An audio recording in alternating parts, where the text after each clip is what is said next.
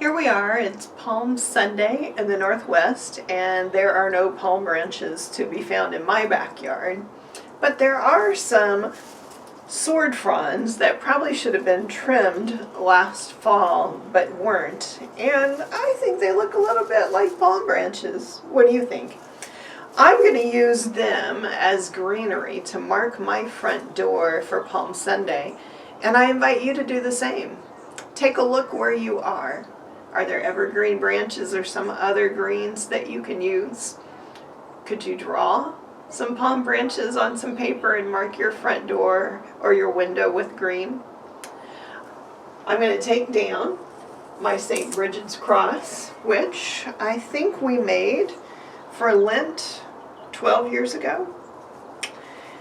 And I'm going to hang up my Northwest palm fronds.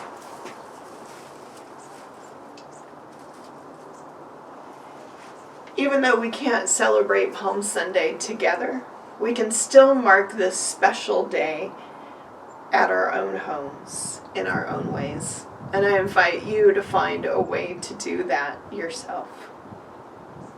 And now as we close our worship, I invite you to listen to these words of blessing for you.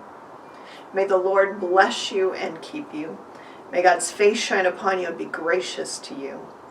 May God give you grace never to sell yourself short.